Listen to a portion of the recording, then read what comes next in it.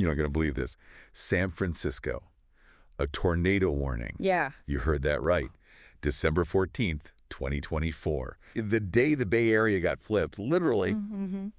And we're diving deep into this unprecedented event. We'll go beyond the headlines, what actually happened, what does it all mean? And we've got some awesome sources to guide us. Oh, yeah.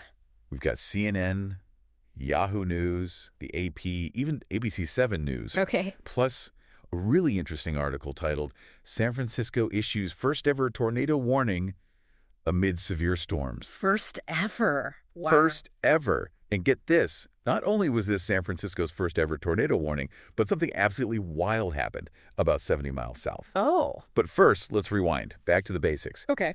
Early December 14th, a tornado warning gets issued, right? Huh? For downtown San Francisco. Whoa. And San Mateo County. Now, you got to remember, San Francisco, Yeah. it's known for its, the Golden Gate Bridge, Right. fog, hills, yeah. earthquakes, definitely not tornadoes. Right. Not your typical tornado alley. Not at all. But what's really interesting about this is, this wasn't just some isolated twister.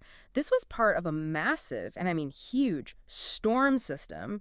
It was ripping across the entire U.S., but it hit the Bay Area hard. Yeah, and it wasn't just the wind, right? No. We're talking heavy rain, crazy winds, those massive waves crashing on the shore.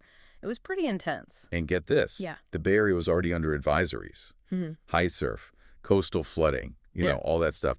So this system rolls in on top of that, and boom, suddenly there's a very real threat of tornadoes. Yeah, and that's what's really important to highlight here. This wasn't just like, a little bit of wind. This was a serious situation, and that brings us to what happened 70 miles south. Right, Scotts Valley. Scotts Valley. So picture this, a shopping mall, people going about their day, shopping, grabbing lunch. Right.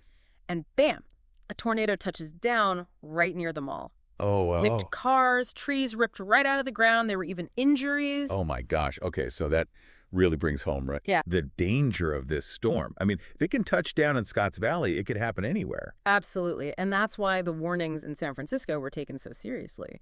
So what were people told to do, to stay safe during this crazy event? Yeah, well, the main thing was shelter in place, right? Right. But then you think San Francisco, lots of houses don't even have basements because of the earthquakes. Yeah. So what do you do? Where do you go? Exactly. It's like, okay, shelter in place, but where? And that's where those National Weather Service guidelines came in.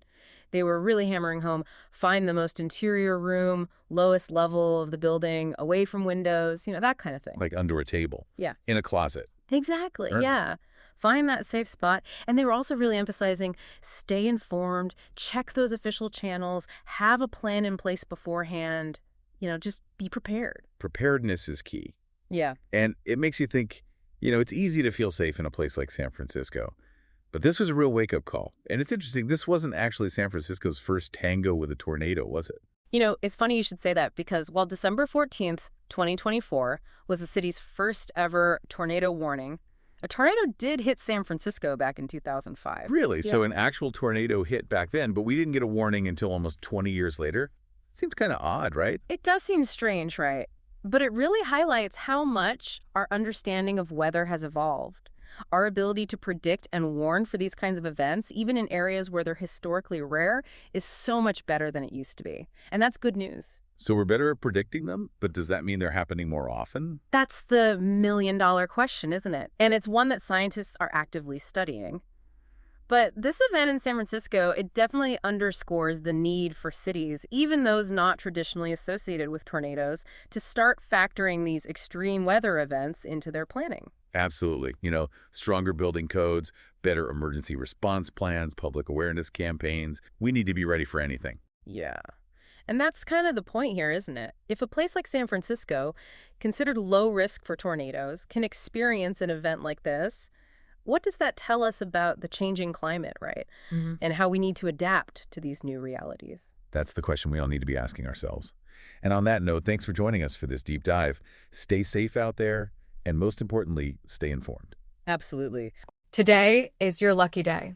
Today is the day that our $3 website works for you, paying you directly to your PayPal daily. Imagine $3 ongoing continuous payments to your PayPal account. Imagine falling asleep and waking up to $300 in your PayPal account. How would this make you feel? How could this help you? What bills could you pay? What kind of fun could you have?